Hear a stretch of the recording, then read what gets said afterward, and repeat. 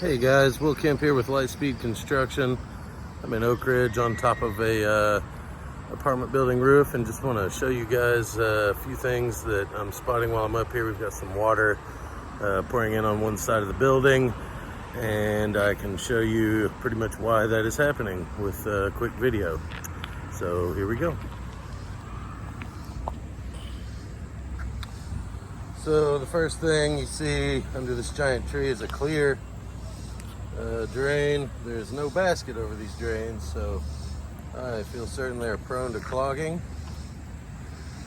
As we walk on through, you can see some dips and tears in the coating over this membrane. There's it's like a pretty good grade on it, so quite a bit of fall, not a lot of standing water until we get into areas like this.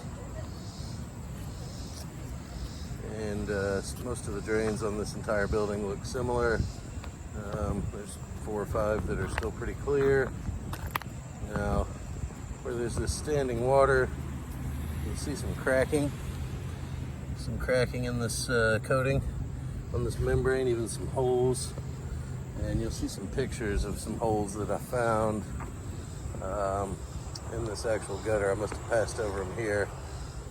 You can see here where some of the fiberglass is starting to show through the coating.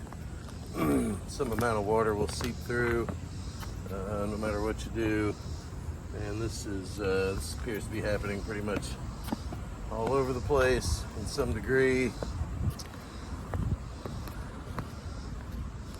see over here where the fascia is starting to pull away from the front of the building. That could be due to water intrusion or wind or just poor installation. But as these gutters fill, with the blocked drains, water will find the path of least resistance, whether it be a hole or over the edge of the fascia. Now, as you can see, when we come over the edge of the fascia, we're going to run into some problems because there are some holes there. And as it runs over the fascia, it will run back down in behind and towards these walls. Holes like this are also a big problem. There's some temporary fixes here. A new coating I think would be ideal, but I will advise on both, and I will talk